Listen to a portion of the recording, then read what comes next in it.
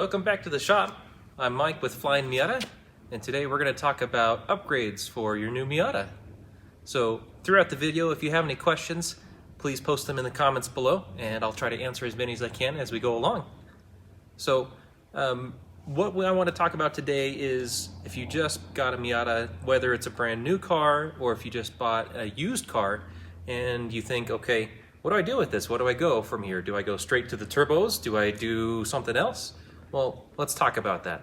So first thing first, especially with a used car, we recommend checking out maintenance stuff. So not the fun, glamorous stuff, but what's the health of the car? Has your timing belt been changed recently? When was the last time you did fluid changes? So anything like that, if you need to address any kind of maintenance things first, do that right away before you add power or do anything else, because if you do add a turbocharger or a supercharger or something like that, you're only going to make those kinds of maintenance problems worse as time goes on. So take care of the maintenance things first, change your fluids, look at your brake pads, check your tires, make sure that all of the rubber stuff in the engine bay is looking good before you start doing any other modifications. After your maintenance is taken care of, we next recommend check out your tires. What do you have on the car? Not just are they in good health, but do you have good tires? So if you're planning to use this as more of a daily driver car, of course you're going to have something that's a little bit more on the tame side of tire selection. But if this is going to be something that you take it to autocross or track days on the weekends, you want something a bit stickier. So if you're doing something either direction, you want to make sure that you have the appropriate tires for that job. After that, if you're planning on also getting new wheels at the same time, this is obviously a good time to do it. So it's a good upgrade, either one for performance or also just for aesthetics. So good time to do both of them. After wheels and tires, oh, we have a question? What's our question? Are Toyos good for Miatas? The question is, are Toyos good for Miatas? They certainly can be. There's a few selections out on the market, such as the Toyo R1Rs that are very sticky track tires that we use quite often. So again, back to what is your car being used for? That should determine what the selection of tire is going to be used for that car. So, yes. Moving on, for after wheels and tires and maintenance, I would then start looking at suspension modifications. So same thing with the wheels and tires, you're going to have a car used for a specific purpose, and there's tons of suspension kits out there on the market today. So looking at, is your car going to be a daily driver? Is it going to be used more for track? There's lots of different choices for just shock upgrades, just spring upgrades, or if you want to do a full-blown coilover setup that does all of the above and you can adjust everything. So doing something like a suspension upgrade can also really help improve the quality of your Miata as far as just driving down the road, but also the performance around the track. After suspension, then at that point, a good thing, especially for the NA and NB Miatas that are the earlier chassis, they need a little bit of help with chassis rigidity. So once you've got the suspension in there, especially for guys that are looking to, and gals that are looking to track their cars, some chassis rigidity mods such as shock tower braces or frame rail braces or roll bars are a good idea to help improve the chassis, because if you don't and you're taking it out and really pushing the car hard, the chassis is going to flex and it's going to do more of the work of what the suspension should be doing. So putting those braces on there are going to help stiffen it up and let the shocks and springs do what they're supposed to do. So this is also a good point that on the roll bars, such as the hard dog roll bars that we sell, these are an important safety item. You might want to move these further up the list depending on how you plan to use the car. So if you know this is going to be a track car, or you know that this is going to be something that you're taking it to a weekend track event and they require roll bars, you might consider getting a roll bar as one of your first modifications. That way, one, for safety purposes, just for your well-being, you like your head, you want to keep it. If there is a rollover event, you don't want to lose it. So this might be higher up on the list before you do some of the other things, just depending on if this is going to be more of a track toy for you or not. So great for chassis rigidity, but also, of course, safety is the main priority with these. So I usually put this along the same lines or higher up above the list, just depending on what the car is going to be doing. Now, so talking a little bit more towards the guys that if you're deciding, okay, at this point, I've got my wheels and tires, I've got my suspension, I've got my chassis rigidity, Now what do I do? Do I add power? You can, but usually what we recommend after this point is to upgrade your brakes, especially if this is going to be something that spends time on the track. So with a lot of cars, there's a ton of options again that you can pick from. You can choose upgraded pads, upgraded lines to maintain some of the stock components. You can even, on the NAs and NBs, you can even switch between different rotor sizes, just depending on which year calipers that you also pair with it. Or if you're looking to do something a bit more extreme, or at least more trackable, there are also big brake kits. So such as this car, this has a big brake kit on it from Flyin Miata. It features Willwood calipers. It also has larger pads than the factory calipers would have come equipped with. So there's a lot more surface area that you can take advantage with these brake pads, and more even brake pressure because it's a 4-piston caliper. And there's more flavors, so you can get 4-piston, 6-piston, and I've even seen 8 and 10-piston setups out there. So lots of different options for that, but this is a good idea to touch on the brakes before you add power. That way when you do add power, you're not accidentally going off the track because you didn't upgrade your brakes beforehand. So it looks like we have some more questions. Let's go ahead and answer those. First one is, where can I buy the Flyin Miata sticker? So first question is about purchasing the sticker. I imagine that you're asking about the Windshield Banner. The Windshield Banner is available from FlyinMiata.com. If you go to our homepage, just type in banner in the search bar and this will pop up. So I believe that these are about $7 and change at the moment if you buy them outright, or if you do a purchase of other parts from our website of $100 or more, you can also get one of these for free when you add it to your shopping cart and then continue the checkout process. We also have some smaller stickers that, as long as we have room to do so, we usually put a few smaller stickers in with the order just because. Next question. I'll paraphrase this since it's long. If you're going on a long trip, what modifications and maintenance would you do to the car, and what kind of extra parts and tools would you bring?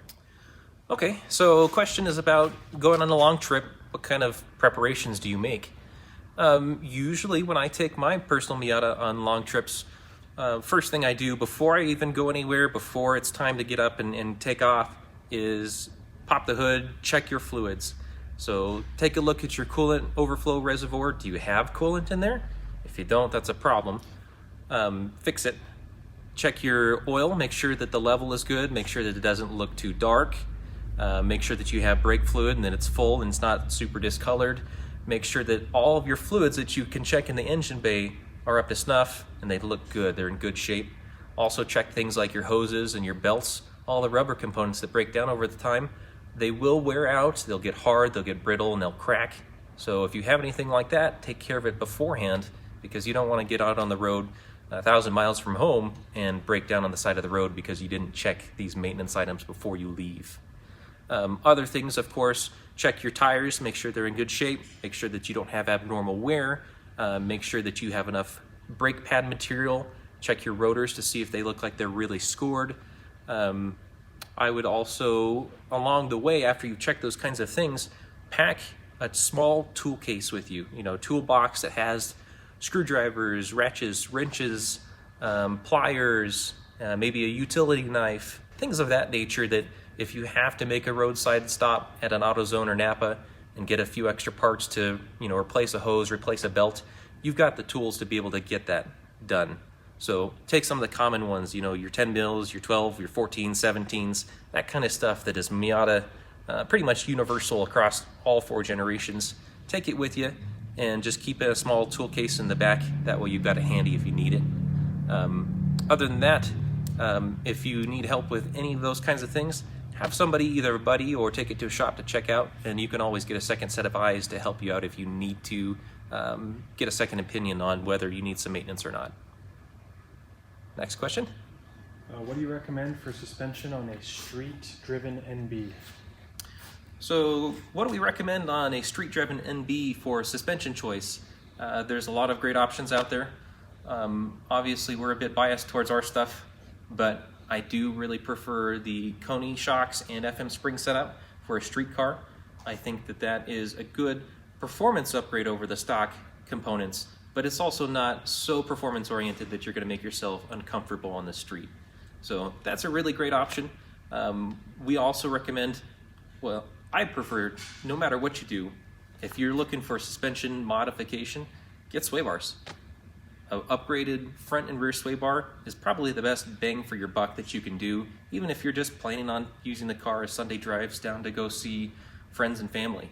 You know, if this isn't a track car, sway bars are still going to make the car a ton of fun on the street. Any questions? Do you guys think a Torsen LSD swap would be worth it for a daily driven Miata, or is it more just a necessity for the track? Questions about swapping Torsens for open differentials. It is a good idea. Do you need to? No. Street cars get along just fine with an open differential. If you live somewhere that you drive in inclement weather, or maybe you drive in even snow, then I think for a street car it is a good idea. But again, really the biggest difference if you're concerned about traction on the road is your tires. Do you have lots of tread on your tires? Do you have good condition tires? Are they the correct tires for the application? So I would fall back down to the upgrade path of what are your tires? You know, second option here after doing maintenance. Make sure you've got right tires. And then if you want to do that and if you come across a good deal for an LSD, sure, go ahead. That's a good plan. It's always a good upgrade. Anything else? What do we recommend for ECUs now that we no longer offer standalones? Okay, so a question about ECUs. And this actually is a great segue into the last category, power. So on these cars, any of the NAs, NBs, NCs, and NDs, power is a lot of what most guys want to jump straight to because that's the exciting part, right? You know, you want to add 20, 30, 40, 100, 200 horsepower, whatever. That's the fun stuff. So with ECUs, a lot of times, especially on the earlier cars, you'll need to swap out your factory ECU if you want to go for significant power using a turbocharger or supercharger, or even if you do a high compression engine build. So we used to sell a few ECUs like the Hydra and the FM221. Those are still good options. We just don't sell them through Flyin Miata anymore. A very popular option is also the Megasquirt ECU. So there's also Haltech and AEM and quite a few other brands. Really, the best way to determine what ECU you should use is find a local tuner that you want to use to tune your car and ask them, what ECU do you prefer? Do you have any issues tuning this ECU versus this ECU? And that's the best way to determine, because a lot of times tuners will have a lot of experience with one brand, but they may not be able to deliver the same results if they're trying out a brand new ECU that they haven't used before. So talk to your local tuner, see what they recommend, and go from there. As far as power for the rest of the stuff, these cars naturally aspirated, all of the Miatas. You can get a little bit, you know, for bolt-ons like exhaust, intake mods. You can pick up a few horsepower here and there. But if you're looking for bang for your buck and you've got a little bit of plain money that you can use, I recommend looking into forced induction. A turbo kit or a supercharger kit is easily going to be the best power modification for the amount of cash that you can spend, assuming that you buy a good product. So these cars and these engines respond really well to boost, and that's a fun way and usually fairly inexpensive way to add a lot of smile per mile if you're looking to make this a fun car that you hang on to for a while. Is there anything anyone needs to worry about with a high mileage motor before they go forced induction? Good question. So what things should we check before we add a turbo or a supercharger to the build? So usually when we're looking at an engine's health, we want to check that it, one, has good compression numbers. So what this means is that you pull spark plugs out of your engine and use a compression tester, and that'll give you an actual number after you crank over the engine a few times of what that cylinder actually holds pressure-wise. And you want to be able to see that each cylinder is very similar in pressure to the next one adjacent to it. And you also have a number that Mazda specifies that if it's below said pressure number, then your cylinder is unhealthy. You may have a lot of wear because of either high mileage or because of oil starvation or something like that. So compression numbers are a good way to gauge the health of your engine, although it's not the complete answer. So compression numbers for one, any kind of maintenance that you need to do, again, catch up on your maintenance before you add significant power. It's only going to make things worse If you put a turbocharger on an engine that hasn't had an oil change in 10,000 miles, you know, that's something that you're asking for trouble. You may cause damage to just the turbo, but more likely in that case, you'll probably cause big oil leaks if it's something that you need to replace some seals, or you may cause excessive engine wear because you didn't do your maintenance before adding the power. So other than that, a lot of times, especially with Miata engines, high mileage engines aren't as much of a concern as what most people would think of for other engines in the past. We've seen these engines in the NAs and Bs last for well over 300,000 miles as long as maintenance is kept up regularly and you treat them with care. We have a customer out with one of our turbo kits on the car that he installed it, or rather we installed the turbo in his car at about 30,000 miles, and his car now has well over 450,000 miles on the odometer, and same engine. He takes very good care of his engine, so it lasts a long time. So it's doable. High mileage isn't necessarily a concern as long as maintenance is kept up. Any other questions? Can an NA block handle a turbo without any change? Can a NA Miata engine block handle boost? Yes. So short answer, yes it can. Again, qualifying that it's healthy, it's in good shape, your maintenance is up to date. So like such as this is a 95 Miata, and right now it's running one of our stage 1 turbo kits. It makes about 180 horsepower at the wheels, and for longevity purposes, this is fine. It should last a long time, just given regular maintenance like you normally would with a stock engine. So these, actually the BP series engines, we've seen them last usually on the 2560 turbos that we use with our turbo kits. If you turn the boost up and get bigger injectors along with a new ECU to be able to handle that, 250 horsepower or so is a pretty healthy level for a good healthy engine that you can expect to last for a long time. All right, anything else? Okay, so thanks again for joining us here in the shop. I sure appreciate you guys checking in to see what we're doing. We'll be doing this again next week. We'll be talking about more Miata stuff, of course. So feel free to check in. We'll be around 2 o'clock again next Thursday. If you have any questions or would like to see more of our products, check out our website at flyinmiata.com or give us a call at 970-464-5600. We'd love to talk to you. Thanks again for checking us out. We'll see you later.